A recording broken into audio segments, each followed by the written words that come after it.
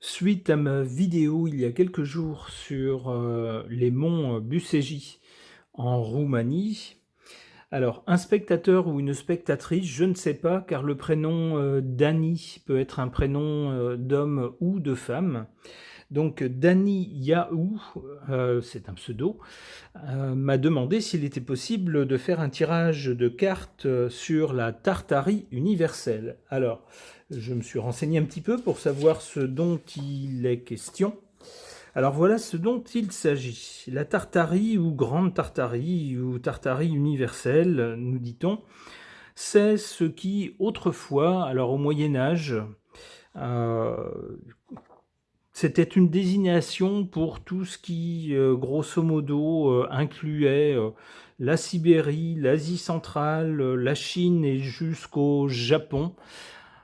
On considérait, alors comme c'était des régions qu'on connaissait très mal, on a eu à un moment l'impression que ça pouvait être éventuellement un empire unifié, qui a été nommé Tartarie. Un peu plus tard, nous dit-on, eh bien, on s'est rendu compte, avec des connaissances qui ont évolué, des connaissances plus fines de ces régions, on s'est rendu compte que il n'y avait pas un seul empire, c'était pas un seul pays, si vous voulez, mais qu'il y avait alors je ne sais pas si on peut dire des pays, mais en tout cas des groupes différents avec plusieurs organisations et non pas une seule. Et donc on a cessé petit à petit de parler d'une seule Tartarie. Alors d'abord on a commencé par parler de différentes Tartaries. Et puis on nous dit qu'à un moment donné, ben non, on a laissé tomber tout ça pour nommer les pays ou les territoires par des noms plus proches de la réalité. Et non pas, on a cessé d'englober en fait tout ça en un seul territoire. Alors ça, c'est ce qu'on nous dit dans le narratif officiel. Alors on nous parle d'une théorie conspirationniste. Alors c'est à prendre avec un peu de recul. Vous savez, à chaque fois qu'on ne dit pas la même chose que ce qu'on nous dit officiellement, tout de suite, bien sûr, on est des conspis, on est des illuminés. Alors je ne sais pas, encore une fois, bon ça c'est la version de Wikipédia, mais chacun peut en penser ce qu'il veut, chacun peut penser que c'est pas du tout conspirationniste et que c'est peut-être authentique. Ça sera d'ailleurs l'objet de ce tirage de cartes. Personnellement, je ne sais pas, je n'y étais pas à cette époque-là, donc je ne peux pas vous dire avec certitude c'est ceci ou c'est cela. Alors donc, selon cette théorie, il y aurait bien eu un empire unifié qui aurait laissé des traces, mais des traces qu'on se serait efforcé d'effacer. Et donc, ça aurait été une volonté occidentale d'effacer ce grand empire qui aurait été une grande puissance, qui aurait été florissant, qui aurait laissé derrière elle des témoignages, entre autres architecturaux, qu'on pourrait retrouver ça et là. Mais donc qu'il y aurait eu une volonté, un acharnement à vouloir détruire l'existence dans l'histoire de cet empire unifié. Alors je ne sais pas si c'est vrai ou pas. Je n'ai pas d'opinion, je considère les deux points de vue. L'un d'entre eux est réel, l'autre est faux, mais je ne sais pas lequel, et je n'ai aucun moyen de le savoir. Donc je vais interroger les cartes pour tenter d'avoir des pistes de réflexion. J'interroge d'abord mon tarot au sujet de cette Tartarie.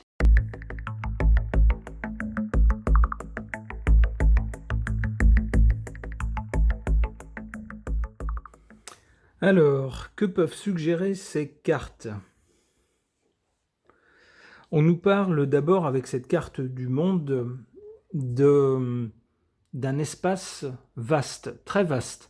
Pas de petits empires séparés, mais d'un espace très très vaste. Alors, ce qui va plutôt dans le sens d'un grand empire plutôt unifié.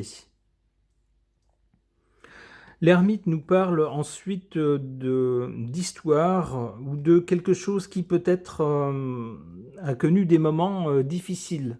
Il y a longtemps, avec l'ermite, il y a vraiment cette idée de durée ou de temps.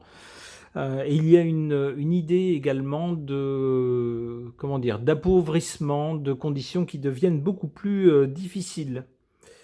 Alors on peut penser que cet empire a été florissant à une époque, mais qu'ensuite il a connu un long déclin. C'est ce qu'on peut comprendre avec cette carte. Et puis qu'est-ce qu'on a finalement? Avec le pendu, on a quelque chose qui est suspendu, c'est-à-dire qui cesse d'exister, en fait, qui est mis entre parenthèses, entre pointillés. Alors on pourrait voir justement la disparition de quelque chose qui autrefois était florissant avec le monde. Le monde signifie non seulement le monde géographiquement, mais c'est aussi quelque chose de réussi, quelque chose qui va jusqu'au bout, qui réussit. On a ça du côté du passé. Mais ensuite, avec l'ermite, on a quelque chose de moins réjouissant, on a des conditions beaucoup plus difficiles et puis surtout quelque chose qui s'étale dans le temps, qui dure dans le temps. Et puis à la fin, avec le pendu, on a, vous voyez, le personnage, il ne peut rien faire. Il ne peut pas agir, les événements se passent sans lui.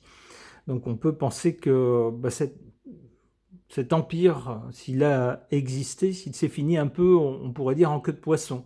C'est-à-dire que peut-être a-t-il fini par être fractionné, morcelé, et puis finalement, ce qui était un est devenu multiple, s'est fractionné, et puis voilà, tout ce qui a existé à une époque, s'est finalement perdu, semble-t-il.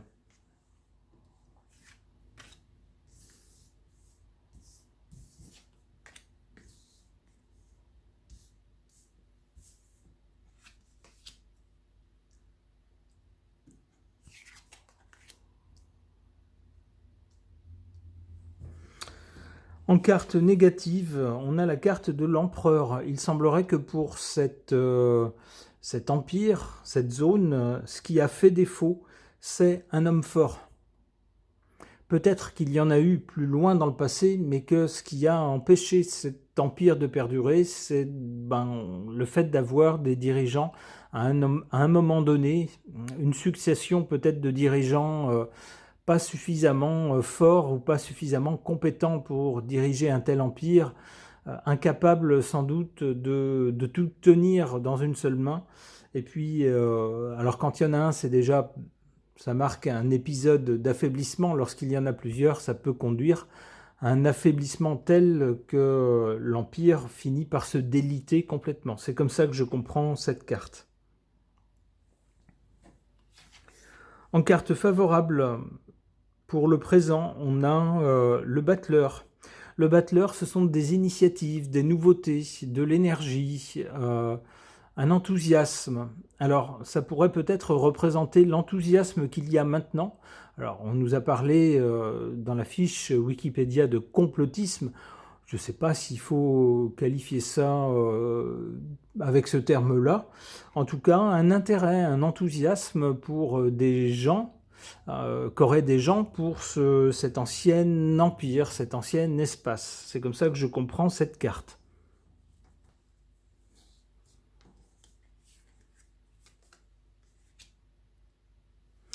Oui, bon, eh bien cette carte sans nom qui marque la fin définitive de quelque chose, le clap de fin définitif de quelque chose qui arrive après le pendu, fait bien suite au déroulé que j'avais suggéré, enfin que m'inspiraient les cartes tout à l'heure, c'est-à-dire au début on a un empire florissant, puis un empire qui s'affaiblit, qui devient dont les conditions d'existence sont de plus en plus difficiles, et puis c'est une période difficile qui s'étale dans le temps, l'Empire ne parvient pas à se reprendre, il finit par être plus ou moins suspendu, c'est-à-dire il n'a plus les moyens d'agir sur les événements, sur son propre destin, il n'est plus que spectateur jusqu'au moment où c'est fini, quoi. C'est comme ça que je comprends cette suite de cartes. C'est assez logique d'ailleurs. Ok. Concernant cet empire possible de Tartarie ou Grande Tartarie, qui, selon ce qu'on en dit officiellement, aurait été un pays fictif, si vous voulez, tout simplement parce qu'on ne connaissait pas toute une zone géographique, donc on la désignait grosso modo comme Tartarie. Alors ça incluait des tas de territoires, et puis que plus tard, on sera aperçu que, bah non, en fait, il y avait des choses très très différentes, des organisations différentes, donc on aurait cessé de l'appeler comme ça, et donc que petit à petit, ça aurait pour cette raison disparu des livres, des manuels. D'autres voix disent qu'en fait, cet empire aurait bien existé, un empire unifié, mais qu'il dérange et que donc on se serait acharné à le faire disparaître. Je ne sais pas, j'interroge à ce sujet cet oracle des visions.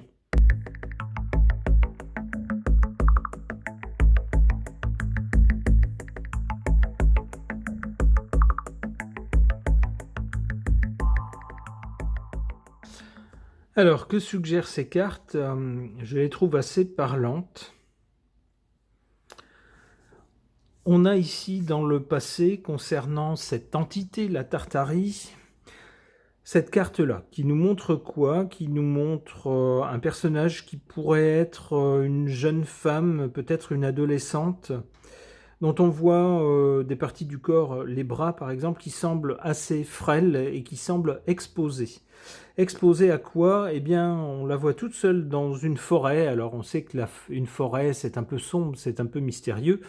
Et puis surtout là, ce côté sombre et mystérieux a un côté assez menaçant, assez dangereux, puisqu'on voit derrière elle, dans l'ombre plus ou moins, les yeux jaunes d'un loup, un prédateur. Il n'a pas l'air très gentil, ce loup-là. On a envie de crier à cette jeune fille, attention, cours, va-t'en. Il y a un danger derrière toi. Alors ça peut faire penser à un empire ou un pays, la Tartarie, donc, qui à un moment donné a été menacé. Alors cette carte semble dire que ce pays, qu'on pourrait voir sous les traits de cette jeune fille, a fait face à une menace sans doute trop grande, trop forte par rapport à ses ressources. Ce qui pourrait expliquer sa disparition. Alors la carte ne nous dit pas de quelle menace il s'agissait, mais on voit un personnage isolé dans une forêt. La forêt, c'était peut-être ce grand territoire. Et puis le loup, ça pourrait être des menaces cachées un peu partout que ce pays n'a pas vu venir. Peut-être aussi, alors dans une forêt, c'est difficile à administrer, c'est touffu. C'est compliqué pour avancer, pour voir ce qui se passe. Peut-être aussi que c'était un territoire qui était trop grand pour pouvoir être administré par une seule personne, et puis que petit à petit, les menaces qui ont rongé ce pays de tous côtés ont fini par avoir raison de son existence. La carte qui suit nous parle de souvenirs, de réfléchir peut-être à des choses passées. On voit ici cette invention, le cinéma. Le cinéma, ça fait quoi? Ça nous fait voir des images qui ne sont plus réelles maintenant, des images du passé. Alors, comme dans le tirage précédent, où on avait l'ermite à cet endroit-là, on a encore une fois ici la carte du temps. Ça semblerait insister sur la distance qui nous sépare maintenant, qu'on évoque ce sujet maintenant, de la réalité de cet empire très loin dans le temps, dans le passé. Qu'est-ce qu'on a dans la carte à suivre? Eh ben, la carte va dans le même sens. On voit une dame qui tient un médaillon, et lorsqu'elle ouvre ce médaillon, eh bien, il y a une lumière qui en jaillit. Elle ferme les yeux et elle pense à quoi avec ce médaillon? On voit ici une poupée, alors sans doute à son enfance, on peut penser à des souvenirs. Des souvenirs, c'est ce qui reste, et c'est bien lié avec l'idée de temps et de quelque chose de passé et de très très lointain. Alors ici, on voit que les écrits se sont envolés. Effectivement, c'est bien ce qu'on nous dit. On nous dit qu'il n'y a plus trace dans les ouvrages modernes de cet empire, qu'il a petit à petit disparu des livres d'histoire. Il n'y a plus que des souvenirs. C'est ce que cette carte pourrait nous dire.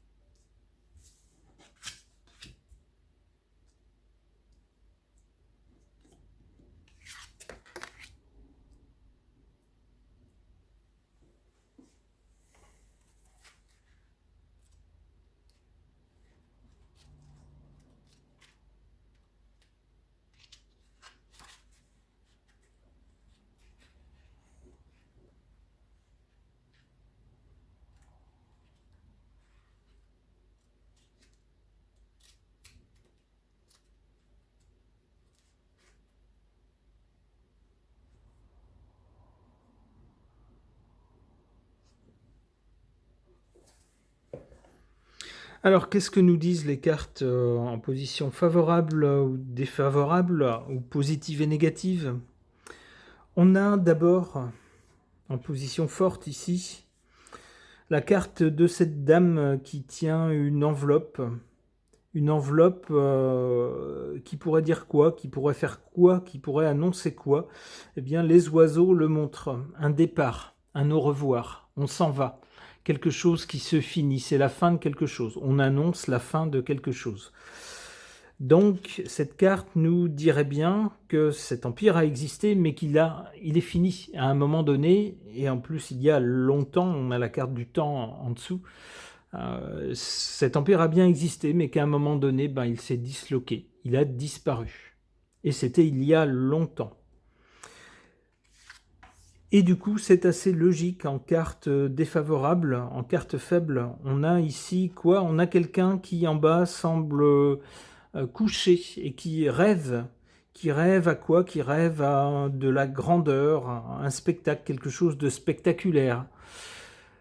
Il semblerait que les rêves de grandeur de cet empire, de ce pays, puisqu'ici la carte est en position négative, ne se sont jamais concrétisés. L'empire a existé, il aurait pu peut-être devenir plus grand, plus fort, durer plus longtemps, mais on voit que les rêves ici ne sont jamais devenus réalité. En fait, sans doute a-t-on trop rêvé. Alors, c'est aussi malheureusement un mal qui ronge nos dirigeants actuels. Vous savez, dans nos pays, dès qu'il y a une bonne nouvelle économique ou politique, ça y est, les dirigeants pensent que voilà, leur pays est un phare qui va rayonner pendant des centaines d'années.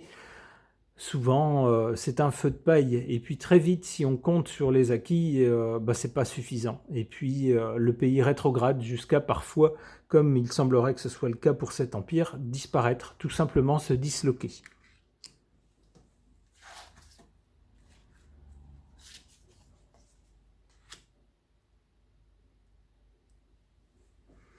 Alors, qu'est-ce qu'on voit ici après cette carte de la dame qui rêve ou qui se souvient de choses passées, mais des choses dont il n'est plus question maintenant dans les écrits. On voit les feuilles ici s'envolent. Il n'y a que des souvenirs de choses passées pour rappeler une chose qui a existé autrefois.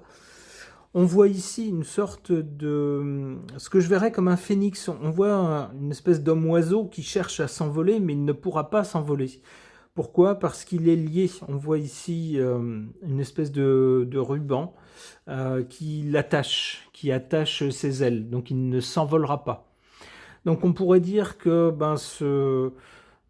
ce pays, cet empire, on tente, même si on y rêve, on y pense, on tente de le faire revivre, de le faire revenir, de dire ah ben non, il ne faut pas l'oublier, ça a existé.